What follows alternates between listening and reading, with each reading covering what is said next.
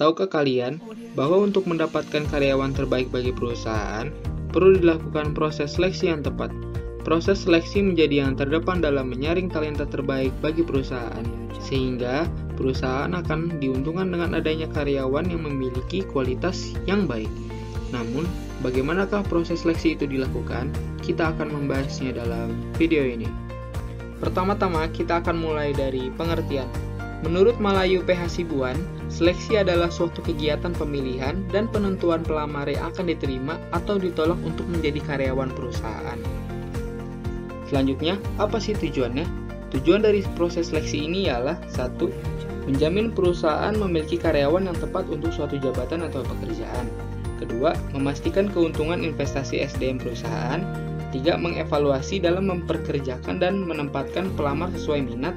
Yang keempat, memperlakukan pelamar secara adil dan meminimalkan diskriminasi. Yang kelima, meminimalisir tindakan buruk karyawan yang seharusnya tidak diterima.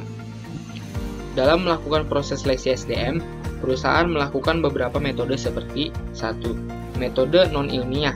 Seleksi dilaksanakan tidak berdasarkan pada kriteria, standar, ataupun spesifikasi kebutuhan nyata perusahaan, namun hanya berdasarkan perkiraan dan pengalaman saja. Unsur yang diseleksi berupa surat lamaran, ijazah, surat pengalaman kerja, dan surat rekomendasi. Yang kedua, metode ilmiah, yaitu pengembangan seleksi dengan mengadakan analisis cermat tentang unsur-unsur yang akan diseleksi, supaya diperoleh karyawan yang kompeten dengan penempatan yang tepat, seperti metode kerja yang jelas atau sistematis, berorientasi pada prestasi kerja, berorientasi pada kebutuhan karyawan, berdasarkan job analisis, dan berpedoman pada undang-undang perburuhan. Lalu dalam melakukan proses seleksi, ada beberapa tahapan diantaranya 1. Proses penyeleksi surat lamaran. 2. Mengisi belangko lamaran. 3. Memeriksa referensi pelamar. 4. Wawancara pendahuluan. 5. Tes penerimaan. 6. Psikologi dan kesehatan. 7. Wawancara akhir dan keputusan.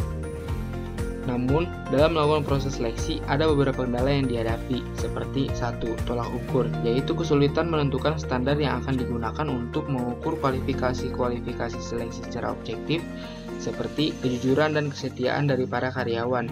2. Penyeleksi, yaitu kesulitan mendapatkan penyeleksi yang tepat, jujur, dan objektif penilaiannya.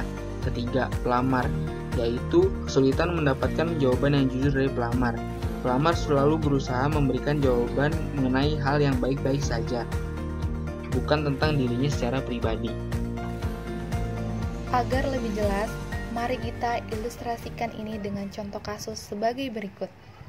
Pertama, ada dari jurnal Lazarus Sinaga yang berjudul Proses Seleksi Karyawan yang Efektif PT Unilever Tbk. Permasalahannya, PT Unilever Tbk membutuhkan karyawan yang memiliki produktivitas yang baik dan efisien. Sulitnya menemukan pegawai sesuai kualifikasi yang diinginkan menjadi perusahaan tidak dapat mencapai visi misi perusahaan. Perusahaan membutuhkan tenaga kerja yang memiliki kemampuan inteligensia yang baik dan tekad yang kuat untuk bekerja. Maka, untuk solusi dari permasalahan di atas ialah yang pertama, tes kepribadian dan minat. Yang kedua, tes prestasi. Yang ketiga, tes bakat. Yang keempat, tes pengetahuan. Yang kelima, tes kesehatan. Dari kelima tes di atas, maka perusahaan akan mendapatkan tenaga kerja yang dibutuhkan sesuai dengan kualifikasi yang diharapkan, sehingga tujuan perusahaan akan tercapai. Masuk ke ilustrasi yang kedua.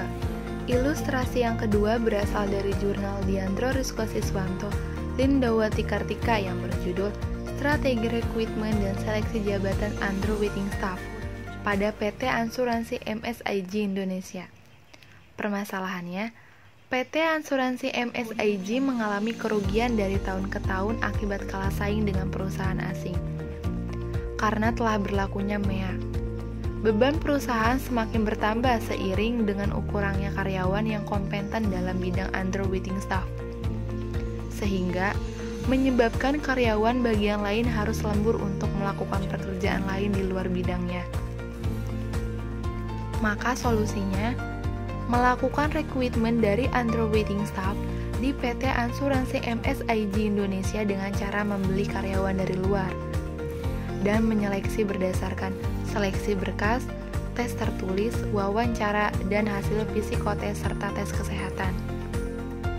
Tujuan proses rekrutmen yang ingin dicapai perusahaan adalah memikat sekumpulan pelamar kerja berkualifikasi dan mempunyai skill pada posisi under waiting staff. Sebelum saya tutup video ini, saya ingin menyampaikan quotes dari Buya Hamka, yaitu, tugas kita bukanlah untuk berhasil, tugas kita adalah untuk mencoba, karena dalam mencoba itulah kita menemukan kesempatan untuk berhasil. Sekian dan terima kasih.